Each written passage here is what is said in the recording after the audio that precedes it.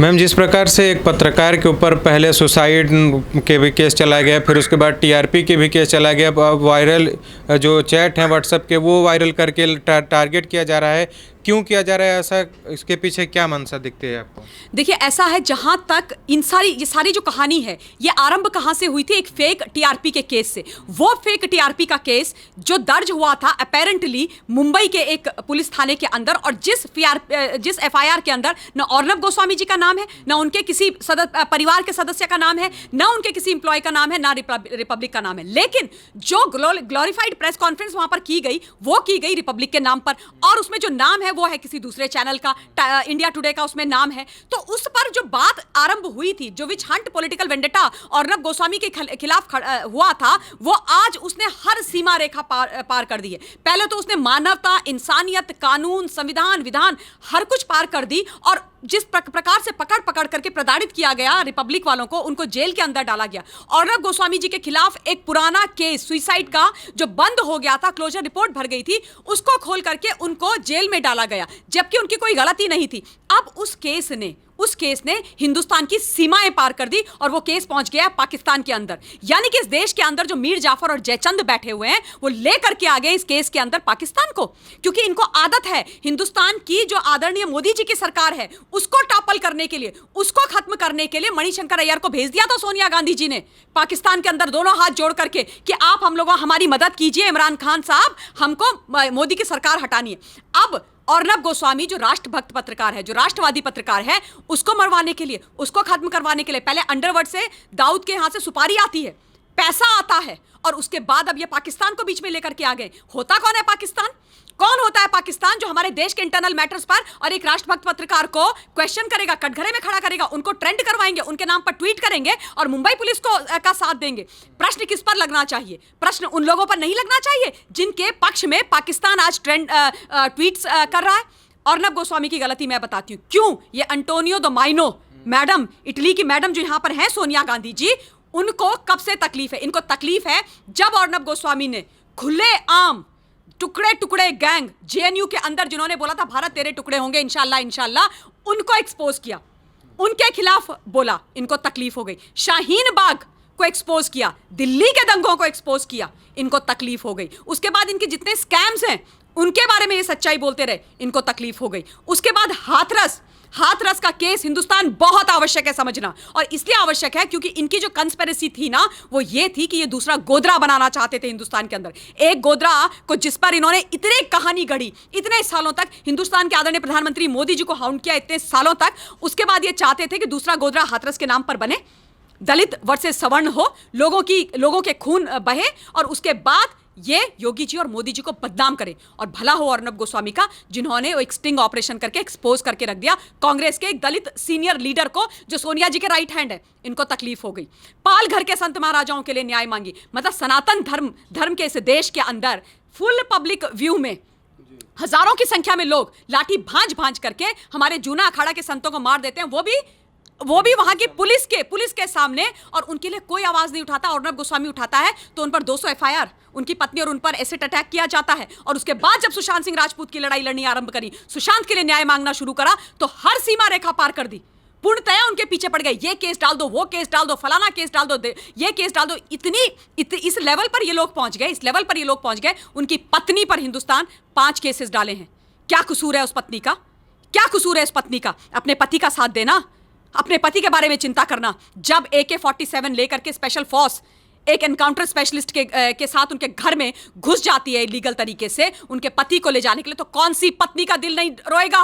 कौन सी पत्नी अपने पति को बचाने के लिए आगे खड़ी नहीं होगी? मैं भी एक पत्नी और एक मां हूं, कौन नहीं करेगा ये? और ये करने के लिए 5 केस उन पर डाल दिए। उनका बेटा जो अभी उसने अपना भविष्य भी शुरू नहीं किया है। आपके भी बच्चे हैं, हमारे सबके बच्चे हैं, इन नेताओं के भी बच्चे हैं। नेताओं के बच्चों के लिए इतना सा कुछ बोल दो, सारे का सारा ये राज्य जो है ना सर पर उठा देते हैं। उस बच्चे पर 4 केसेस डाल दिए, नॉन बेलेबल केसेस। क्यों डाले? क्या कसूर है उस बच्चे का? क्या किया उस बच्चे ने? उसका भविष्य खराब करने पर तुले हुए हो। क्यों? क्योंकि तुमको एक राष्ट्रभक्त पत्रकार को डिस्ट्रॉय करना है, आपको रिपब्लिक को बंद करना है। मैं हिंदुस्तान की जनता से यह पूछना चाहती हूं, ठीक है, मारना है अर्नब गोस्वामी को, रिपब्लिक को बंद करना है, उसके बाद क्या? कौन है यहाँ पर जो ऐसे खुलेआम 9 बजे आकर के बिना डरे हुए अपने को खतरे में डाल करके इस देश के पक्ष में प्रश्न पूछेगा अपनी ऊंची और तीखी आवाज में? कौन जनता के लिए खड़ा होगा? कौन पालघर के लिए? कौन सुशांत सिंह राजपूत के लिए? कौन हाथरस को एक्सपोज करेगा? कौन करेगा? परेशानी यहां पर है, परेशानी यहां पर है हिंदुस्तान, क्योंकि अपनी जो औलाद है ना, पुत्र मोह में जो फंसी हुई है सोनिया जी, वो ग्लोरीफाइड प्रेस कॉन्फ्रेंस करती हैं और कहती हैं कि अर्नब गोस्वामी के पास क्लासिफाइड डॉक्यूमेंट्स थे बालाकोट के। मैं इनसे ये पूछना चाहती हूं, जितने भी देशभक्त लोग थे, हर एक के मन में गुस्सा था जो हमारे 40 सीआरपीएफ के जवानों को शहीद कराया गया था पुलवामा के अंदर। उनका बदला लेने के लिए सबका खून खौल रहा था, हर हिंदुस्तानी का खून खौल रहा था। उस वक्त ये लग रहा था कि काश मेरे तन पर वर्दी होती और मेरे हाथ पर बंदूक होती तो मैं जाकर के वो कर देती। और ये भूल गए सर्जिकल स्ट्राइक, ये लोग भूल गए। जब उरी हुआ था उसके बाद सर्जिकल स्ट्राइक किसने करवाई थी? इस देश के प्रधानमंत्री ने। और आदरणीय प्रधानमंत्री जी ने साफ बोला था कि कड़ा जवाब दिया जाएगा। राजनाथ सिंह जी ने साफ बोला था कि कड़ा जवाब दिया जाएगा। तो इसमें कौन सा रॉकेट साइंस था समझने का? और अर्नब गोस्वामी ने अकेले नहीं बोला था, हर चैनल ने बोला था, हर चैनल ने बोला था, न्यूज़पेपर्स ने छापा था कि इस बार कुछ बड़ा होने वाला है। तो ये क्या है? कि कुछ तो बड़ा होगा ही। बिल्कुल। और उसके बाद मैं आपको बता देती हूं, देखिए आज ये जो बड़े बड़े पत्रकार हैं हिंदुस्तान, उनके बारे में खोज करके निकालिएगा, जरूर खोज करके निकालिएगा। उनके पास और अर्नब के पास क्या है? देखिए, जब अर्नब गोस्वामी के पास ना एक प्लेटफॉर्म था जिसमें वो लटियंस में एक बहुत बड़ा बंगला ले सकते थे, वो शायद किसी बढ़िया सी जगह में जाकर के अपना बढ़िया सा फार्म हाउस ले सकते थे, वो चाहते तो बहुत पैसा ले सकते थे इधर से उधर से, उन्होंने नहीं लिया। अर्नब गोस्वामी के पास 27 लाख रुपए थे। 27 लाख रुपए से उन्होंने अपने जीवन की जो जमा पूंजी थी, जो कमाया था इतने सालों का, वो 27 लाख रुपए डाल करके रिपब्लिक खड़ा किया। और रिपब्लिक भारत के पक्ष में खड़ा किया, भारत के लोगों को भारत की सच्चाई दिखाने के लिए खड़ा किया, भारत को बचाने के लिए। ये जो जयचंद और मीर जाफर इस देश के अंदर बैठे हुए हैं, उनके खिलाफ खड़ा किया और सच्चाई दिखाने के लिए खड़ा किया। तकलीफ इनकी यहां पर है, तकलीफ इनकी ये है। मैं आप लोगों को याद दिलाती हूं, एक 9 बजे का प्राइम टाइम का शो था जिसमें अर्नब गोस्वामी जी ने अपनी बुक्स ऑफ अकाउंट्स देश के सामने खोल करके रख दी थी। और ये सच्चाई मैं आप लोगों को इसलिए बताना चाहती हूं हिंदुस्तान, क्योंकि कुछ लोग हैं जो सच्चाई न सुनना चाहते हैं न देश को दिखाना चाहते हैं। लेकिन हम दिखाएंगे और इसलिए दिखाएंगे ताकि दूध का दूध और पानी का पानी हो जाए। कौन एक नेता लेके मोदी जी की बात छोड़ दीजिए आप, योगी जी की बात छोड़ दीजिए आप, वो तो मेरे लिए बहुत उनका लेवल बहुत ऊपर है। बाकी जो महाराष्ट्र में 3 तिकड़ी झोल झपाटे की सरकार बैठी हुई है ना, उनमें से एक नेता या किसी भी जो इनके पक्ष में जो पत्रकार लोग जो भी खड़े हैं, उनमें से किसी को भी आप लेकर के आ जाइए और बोलिए कि अपनी बुक्स ऑफ अकाउंट दिखा दीजिए। दिखाइए, मैं कहती हूं दिखाइए। कौन दिखा सकता है आप बताइए? आज कुछ लोग YouTube चैनल चला रही हैं, एक मोहतरमा जो एक ज़माने में बहुत बड़ी पत्रकार होती थी, जिन्होंने, हमें पता है कि कारगिल के समय पर क्या किया और क्या नहीं किया, वो कहते हैं कि अर्नब गोस्वामी बिजनेस कर रहे हैं। तो आपने क्या किया इतने साल? नहीं, आपने क्या किया इतने साल? आप जिस चैनल में काम करते थे, क्या आपने उनको रेवेन्यू कमा के नहीं दिया? क्या आपने उनसे मोटी तनख्वाह नहीं ली? क्या आपने रेवेन्यू के लिए काम नहीं किया? और उसके बाद जब उस चैनल को आपने छोड़ा, या उस चैनल जो भी आपके बीच की कहानी थी, उसके बाद आपने एक और चैनल खड़ा किया कांग्रेस के एक बड़े नेताजी का पैसा लगा करके, और उनको प्रॉमिस किया कि अगर आप इतना दे रहे हो तो मैं इसका 10 गुना आपको करके देने वाली हूं। और जब आप नहीं दे पाए, जब वो प्रॉफिट एंड लॉस शीट उनके सामने आई और उसमें नीचे ग्राफ जाता रहा, तो क्या हुआ? लड़ाई हो गई नेताजी के और पत्रकार महोदया के बीच में, और खुली पब्लिक में लड़ाई हुई, एक दूसरे को ड्रैग करके ले गए कोर्ट के अंदर, और उसके बाद चैनल बंद। 300-400 लोग सड़क पे आ गए जो उस चैनल पे काम करते थे। और उसके बाद इन्होंने अपने गंदे कपड़े हम सब के फुल पब्लिक व्यू में धोए। वो होता है बिजनेस करना, उसको कहते हैं बिजनेस करना। वो होती है गंदगी। जो बंदा 27 लाख अपने हार्ड एंड मनी से उस चैनल को खड़ा करे, उसे कहते हैं एक साधारण परिवार, एक आर्मी वेटरन का बेटा अपनी मेहनत से, सच्चाई और कड़ी मेहनत से, 24/7 कड़ी मेहनत करके पत्रकार से मीडिया एंटरप्रेन्योर बन गया और आज इस देश में नौकरियां भी क्रिएट कर रहा है। ये परेशानी है इन लोगों की। मैम, कुछ ऐसे भी पत्रकार हैं जो हमेशा असली मुद्दों की बात करते हैं कि हम तो असली मुद्दे दिखाते हैं, लेकिन वो भी अपने प्राइम टाइम में असली मुद्दे नहीं बल्कि अर्नब की कहानी को लेकर बैठ जाते हैं, उनकी कहानियों को बताते हैं, कहते हैं स्टूडियो में अर्नब आ जाएं, हमारे सामने खड़े हो जाएं, कोई खतरा नहीं। तो क्या लगता है आपको कि जो असली मुद्दे की बात करते हैं वो आज अर्नब गोस्वामी पे क्यों प्राइम टाइम पूरा शो कर रहे हैं? देखिए वही वाली बात है। मैं कहती हूं अगर अर्नब गोस्वामी तो किसी की बात नहीं करें, अर्नब गोस्वामी ने तो केवल सच्चाई दिखाई, इस देश के पक्ष की बात दिखाई। बिल्कुल, वो तो देश की बात कर रहे हैं, तो आप भी देश की बात कीजिए ना, आप देश की बात कीजिए। मैं ये कहना चाहती हूं, देखिए तमाम लोग मुझे पूछते हैं कि भाई आप जो चैनल राइवरी में कूद रहे हो। मैं नहीं कूद रही हूं, मैं सिर्फ एक राष्ट्रभक्त सच्चे पत्रकार के साथ खड़ी हूं और खड़ी रहूंगी और हिंदुस्तान की जनता की को झकझोरूंगी, उनको सच्चाई दिखाऊंगी, चाहे इसके लिए मुझे जो ये कौमी वामी है ना, जो जयचंद मीर जाफर बैठे हुए हैं, वो मुझे नफरत करें, क्या फर्क पड़ता है? मैं कोई इनसे रिश्तेदारी बनाने के लिए थोड़ी बैठी हूं। लेकिन मैं उन लोगों से ये बोलना चाहती हूं, बाकी लोगों से भी, कि अगर यही परेशानी, यही समस्या इनमें से किसी के साथ आई होती और ये सच्चे होते, ये देश के पक्ष में होते, जनता के पक्ष में होते, ईश्वर की कसम मैं आप लोगों के साथ भी ऐसे ही खड़ी होती जैसे अर्नब गोस्वामी के साथ खड़ी हूं। चैट्स की बात की जा रही, बहुत सारी चैट्स की बात की जा रही, उसमें यह बोला जा रहा है कि अर्नब गोस्वामी ने ये चैट पे बात करी, वो चैट पे बात करी, और क्या कहते हैं, उन्होंने बोला कि this time something big is going to happen, बड़ा होने वाला है। लेकिन उस चैट के अंदर यह भी अर्नब गोस्वामी ने बोला, नो कॉम्प्रोमाइज, नेशन फर्स्ट। ये उस चैट में लिखा हुआ है, मैं खोजना चाह रही हूं, मुझे अभी मिल नहीं पा रहा है, वो मैंने निकाल के रखा हुआ था, उसमें साफ साफ शब्दों में लिखा हुआ है, नो कॉम्प्रोमाइज, नेशन फर्स्ट। और हिंदुस्तान क्या बोलते हैं mister Arnab Goswami on camera, क्या बोलते हैं, क्या बोलते हैं ऑन कैमरा? हमेशा यही बोलते हैं ना, नो कॉम्प्रोमाइज, नेशन फर्स्ट, यानी कि नेशन के, राष्ट्र के ऊपर कोई कॉम्प्रोमाइज नहीं होगा। मुंबई की पुलिस ने ये चैट निकाल करके, जिसने भी ये चैट निकाल करके लीक करी है, तो पुष्टि भी नहीं हुई है, पुष्टि भी नहीं हुई है, निकाल करके आपने डाली है।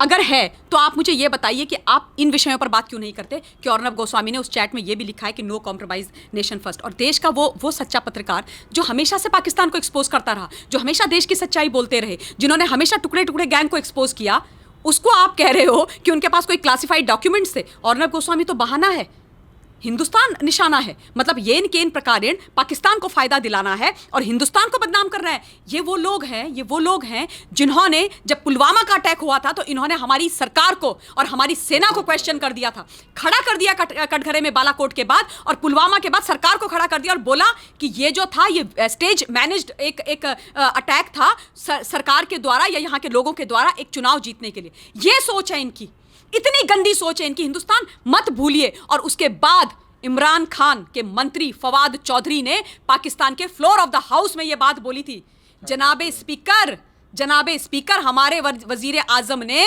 घुस करके, हिंदुस्तान की धरती में घुस करके पुलवामा के अंदर सीआरपीएफ के 40 जवानों पर अटैक किया, उनको मारा, उनके लिए मारा, हमारे लिए शहीद। और जब फवाद चौधरी ने वहां पर बोला तो यहां पर इनके मुंह बंद हो गए। क्या है ना, परेशानी ये है, ये पाकिस्तान की बी टीम है यहां पर। ये देश के अंदर किसी भी उस व्यक्ति को जो मां भारती के लिए खड़ा होता है, जो सच बोलता है, जिनसे ये एक्सपोज होते हैं, इनका झूठ निकल करके आता है, उसको ये सहन ही नहीं कर पाते। सबसे बड़ा प्रश्न ये है मैम कि पाकिस्तान में जिस समय एयर स्ट्राइक हुआ था उसमें पाकिस्तान के कुछ लोग कह रहे थे कि चिड़िया मरा, कौआ मरा, लेकिन बाद में फिर सच सामने आया। लेकिन पाकिस्तान में एक तरफ से देखें तो एकता है, लेकिन भारत देश में एकता नहीं है कि राजनीतिक पार्टियां जो सबूत मारने लगती हैं, देश रक्षा की बात आती है। तो क्या अगर एकता की अगर बात करें तो भारत आज पाकिस्तान से भी पीछे चल रहा है, क्योंकि एकता है ही नहीं। देखिए मैं कहती हूँ कि जितने भी राष्ट्रभक्त हैं, राष्ट्रवादी हैं, वो सारे एक हैं, लेकिन बीच में कुछ जयचंद और मीर जाफर चले गए, अंग्रेज चले गए, लेकिन अपनी कुछ औलाद पीछे छोड़ गए। उनका एक ही काम है, इस देश को तोड़ना, और जैसे आपने बोला, इस देश की एकता को भंग करना, इस देश की जो हमारी जो संप्रभुता है उसको खत्म करना, और वो पूरा टाइम उसी पर लगे हुए रहते हैं। उनका आजकल यही काम है। आप ये सोचो इस देश के अंदर एक इकलौते राष्ट्रवादी पत्रकार ने इन सबको हिला करके रख दिया है, उंगली पर नचा करके रखा हुआ है। इस देश के कौमी, वामी, कांग्रेसी, ये सारे जयचंद ये अपने पंजों पर आ गए हैं, ये घुटनों पर आ गए हैं, और पूरे के पूरे इकट्ठे हो गए। गीदड़ों ने पूरी अपनी टोली बना दी, जैसे मोदी जी के पीछे के लिए बना दी थी ना, वैसे अभी फिर अर्नब के खिलाफ बना दी है। और इनके साथ साथ जो बहुत आज डर रहा है, वो डर रहा है पाकिस्तान। यानी कि ये जो ए बी टीम है, ये जो भारत का बुरा चाहते हैं, जो भारत के अंदर आतंकी हमले करवाते हैं, वो कह रहे हैं कि इसको निपटाओ। क्या हो जाए, मैं कहती हूं क्या हो जाएगा। आप ये सोचिए, हिंदुस्तान, ये सोचिए, लार्जर चीज सोचिए कि क्यों अर्नब गोस्वामी के पीछे इस प्रकार पड़ा जा रहा है, क्यों अंडरवर्ल्ड से लेके, पाकिस्तान से लेके, इस देश के अंदर बैठे हुए ये विपक्षी जो खुद को कहते हैं मेन स्ट्रीम पॉलिटिशियन, जो कहते हैं जिन्होंने इस देश का दोहन किया है, सारे इकट्ठे होकर के एक राष्ट्रभक्त पत्रकार के पीछे पड़ गए। क्यों? इसलिए क्योंकि वो सच बोलते हैं, इसलिए क्योंकि वो आपकी और मेरी आवाज है, क्योंकि वो आपके और मेरी तरह से एक सामान्य साधारण परिवार से आते हैं, एक आर्मी वेटरन के बेटे हैं। वो अपने दम पर यहां तक पहुंचे हैं। और इस देश के अंदर परेशानी पता है क्या है? हिंदुस्तान, इस देश को 70 सालों तक जिसने चलाया ना, उनको ये लगता है कि बड़ी अंग्रेजी बोलने वाले बड़े बड़े राजघरानों के जो बच्चे हैं, सिर्फ वो ही इस देश में बड़ी पोजीशंस पर जा सकते हैं, सिर्फ इस देश को वही चला सकते हैं। जो मीडिया में, चाहे मीडिया टाइकॉन्स हों, चाहे बड़े लीडर्स हों, वो सिर्फ वही हो सकते हैं जो बड़े परिवारों से, सामान्य परिवार वालों की तो कोई बिसाती नहीं है। इसलिए आज हमारी यह आवश्यकता पड़ गई है कि हमें मिस्टर अर्नब गोस्वामी के साथ खड़े होना है, क्योंकि अभी नहीं तो कभी नहीं, ये कभी नहीं हो पाएगा फिर। और ये मैं आपको दिखाती हूं, ये बहुत दिखा रहे हैं ना, ये है, ये लिखा है Arnab Goswami, you know me, no compromise on the nation, और भारत का ये झंडा है। प्लीज आप इसको दिखा दीजिए। ये चैट का भी एक हिस्सा है जिसमें लिखा है you know me, no compromise on the nation, और ये भारत का झंडा है। और ये मिस्टर गोस्वामी, अर्नब गोस्वामी ने लिखा है। इसको क्यों नहीं दिखाते? इसको क्यों नहीं दिखाते? ये है वो सच्चाई। मैंने वो सारी चैट देखी है, और हिंदुस्तान, मैं ये चैट आपके सामने डिकोड करूंगी, एक एक करके करूंगी, और आपसे निवेदन करूंगी कि प्लीज आइए और इस लड़ाई में, जो सच्चाई की लड़ाई झूठ के साथ है, जो सत्य की और असत्य की लड़ाई है, उसमें सच का साथ दीजिए। क्योंकि अभी इस वक्त फिर से देश को अस्थिर करके, इस देश की सरकार को अस्थिर करने का प्लान किया जा रहा है, और उसके बाद हमको फिर से उसी गर्त में ढकेलने की तैयारी की जा रही है जहां से हम निकल करके आए हैं। ये पिछले 6 साल से ना, इस देश के आदरणीय प्रधानमंत्री जी, जिन्होंने 70 साल से रायता फैलाया हुआ था, उसको समेटने में लगे हुए, जो बवाल इन्होंने इस देश के अंदर काट के रखा हुआ था, उसको समेटने में लगे हुए, और उसके साथ साथ इस देश की तरक्की भी करवा रहे हैं। इसके साथ साथ इस देश को विकासशील से विकसित की श्रेणी में भी लेकर के जाने की पूरी तैयारी कर रहे हैं। और उसमें जो उनका साथ दे रहे हैं ना, जो सरकार का साथ दे रहा है, जो भारत का साथ दे रहा है, उसके पीछे पड़ जा रहे हैं। ये तो सरकार के बी टीम है। मुझे गोदी मीडिया बुलाते हैं, मुझे न जाने मतलब क्या क्या बोलते हैं, जैसे इनके बोलने से कोई फर्क पड़ता है। कोई फर्क नहीं पड़ता। सच तो बोला जाएगा, चाहे कुछ भी हो जाए। मैम, कौन से सच को उजागर किया जा रहा है, कौन से सच को छिपाया जा रहा है, इससे यही बात पता चलता है। जब कथित रूप से सुसाइड का मामला सुशांत सिंह राजपूत के मुद्दे पर लगा तो इसका तो बवंडर मचा दिया गया, लेकिन जब शिवसेना के सांसद जो निंबरकार है उनके ऊपर लगा तो उसे तो दबा दिया गया। यानी किस सच को उजागर किया जा रहा है, किस सच को दबाया जा रहा है, ऐसा दोमत क्यों खेला जा रहा है? बिल्कुल, बहुत बढ़िया प्रश्न आपने किया है। ये दोमत खेला जा रहा है, ये जो है डिवाइड एंड रूल का काम किया जा रहा है। ये वो काम किया जा रहा है कि जो मेरी राजनीति को सूट करेगा, जो मेरे लिए अच्छा रहेगा, वो हम करेंगे। बाकी पब्लिक, देश, जनता, राज्य भाड़ में जाए, हमें उससे कोई फर्क नहीं पड़ता है। हमें अपना करना है, हमें अपनी राजनीति रखनी है, हमें अपनी सत्ता रखनी है, हमें अपनी कुर्सी रखनी है। उसके नीचे हमें कितने लोगों को भी कुचलना पड़े, हम कुचलेंगे। सुशांत सिंह राजपूत की आपने बात उठाई, बहुत अच्छा किया। कल सुशांत सिंह राजपूत का जन्मदिन था। हिंदुस्तान के जो जितने भी लोग हैं, उन्होंने बड़े श्रद्धा के साथ, और मैंने भी उनके साथ ये उनका जन्मदिन मनाया, बहुत सारी चीज़ें करी। भगवान उनकी आत्मा को शांति दे। हिंदुस्तान में आपसे एक बात करना चाहती हूँ जो बहुत ज़्यादा आवश्यक है, और जब भी मैं ये बात करती हूँ मैं दिल से बहुत भावुक हो जाती हूँ। देखिए, पिछले जून से ना हम लोग 2020 के जून से, आई एम सॉरी, ये लड़ाई लड़ रहे हैं सुशांत के न्याय की।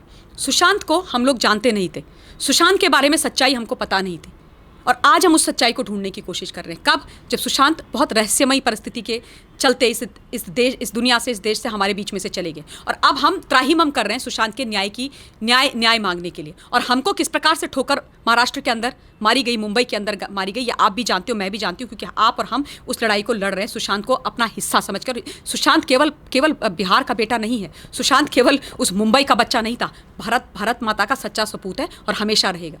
मैं आपको आज एक चीज़ और बोलना चाहती हूँ, पैरेलल ड्रॉ कर रही हूँ सुशांत सिंह राजपूत और मेन स्ट्रीम मीडिया से। मैं बोल रही हूँ सुशांत सिंह राजपूत का बड़ा भाई, जिसका नाम है अर्नब गोस्वामी, जिसने डंके की चोट पर सुशांत के न्याय की लड़ाई लड़ी, खुलेआम लड़ी, बिना डरे, बिना थके, बिना झुके लड़ी, और उसी का प्रतिफल है कि आज उनको इस प्रकार से प्रताड़ित किया जा रहा है। लेकिन हिंदुस्तान, उनकी सच्चाई हमको पता है, हिंदुस्तान, उनका केस हमारे सामने है, हिंदुस्तान, हम जानते हैं कि उनको किस प्रकार से प्रताड़ित किया जा रहा है। बोला जाता है महाराष्ट्र के एनसीपी के एक नेताजी, एक मंत्री के द्वारा कि अर्नब गोस्वामी तो सुसाइड कमिट कर लेगा। अंडरवर्ल्ड पैसा दे रहा है कि अर्नब को निपटाओ, सुपारी आ रही है इस देश के अंदर। क्यों आंखों में चुभ रहा है अर्नब गोस्वामी? क्योंकि वो सच बोल रहे हैं ना, क्योंकि वो न्याय मांग रहे हैं ना। हिंदुस्तान, मेरा आपसे हाथ जोड़ के निवेदन है, हमारे हाथ में है। कहीं ऐसा ना हो कि हमारे आंखों के सामने कोई एक दूसरा सुशांत सिंह राजपूत बन जाए।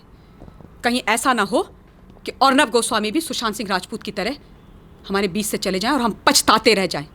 हम कुछ ना कर पाए, उसके बाद आप भी रोओगे और मैं भी रोऊंगी। याद रखना आप लोग ये। और मैं नहीं चाहती और मुझे मालूम है मेरे जैसे करोड़ों ऐसे लोग हैं जो मुझे इस वक्त सुन रहे हैं, वो नहीं चाहते कि दोबारा दूसरा सुशांत सिंह राजपूत इस देश के अंदर, इस धरती के अंदर बने। क्योंकि कुछ लोग, कुछ जयचंद, कुछ मीर जाफर, कुछ दोगले, कुछ धोखेबाज, कुछ पाकिस्तान के एजेंट, कुछ चाइना के एजेंट ये चाहते हैं कि यहाँ पर वैसा हो। ये नहीं होगा हिंदुस्तान। और अगर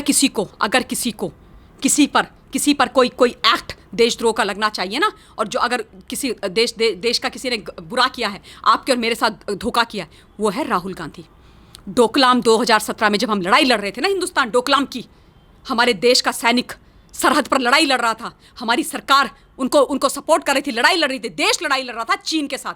उस वक्त राहुल गांधी जो इस देश के मेंबर ऑफ पार्लियामेंट हैं, हम टैक्स पेयर के पैसों में रहते हैं लिटियंस में, एक बंगले में, वो जा करके चीनी दूतावास में वहाँ के डिप्लोमेट से, उनके जो अधिकारी हैं उनसे मिल रहे थे, उनके साथ खाना खा रहे थे। क्या ये देश के विरोध में जाना नहीं है? क्या ये क्लासिफाइड किसी चीज़ को वो नहीं करना है? क्या ये सिक्योरिटी ब्रीच नहीं है? क्या ये देश के साथ मेन स्ट्रीम पॉलिटिशियन होने के नाम पर धोखा नहीं है? क्या उन पर केस नहीं चलना चाहिए? क्या उनको कटघरे में खड़ा नहीं किया जाना चाहिए? क्या उनसे क्वेश्चंस नहीं किए जाने चाहिए? क्या उनके खिलाफ FIR नहीं होनी चाहिए? क्या उन पर इस प्रकार की प्रेस कॉन्फ्रेंस नहीं होनी चाहिए? क्यों गए थे? क्या बात हुई थी? और उसके बाद उन्होंने देश से झूठ बोला। बिल्कुल, उन्होंने देश से झूठ बोला कि मैं नहीं मिलने गया था। हमें तब पता चला जब चीन ने अपनी वेबसाइट पर उनके साथ, राहुल गांधी के साथ अपनी फोटो डाली। यह सच्चाई है हिंदुस्तान। और मैं चाहती हूं कि आप इस पूरे इंटरव्यू को सुने और इसको आगे बढ़ाएं और सच्चाई का साथ दें। उन लोगों का साथ ना दें जिन्होंने MOU 2008 में चीन के साथ साइन किया था राहुल गांधी ने। क्या बेचता है राहुल गांधी? क्या था राहुल गांधी 2008 में? कांग्रेस पार्टी का वाइस प्रेसिडेंट, इस देश का प्रधानमंत्री था, इस देश का रक्षा मंत्री था, इस देश का विदेश मंत्री था। क्या था? किस हैसियत से MOU साइन किया गया चीन के साथ 2008 में? हमारा भविष्य गिरवी दे दिया और उसके बाद चंदे के नाम पर घूस ले ली चीन से राजीव गांधी फाउंडेशन में। इन पर केस नहीं चलना चाहिए, इनको एक्सपोज नहीं होना चाहिए, पर उसको एक्सपोज कर दो, उसको मार दो, उसको खत्म कर दो जो इनको एक्सपोज करते हैं, जो इनकी सच्चाई सामने लेके आते हैं। तो सच्चाई ये है हिंदुस्तान।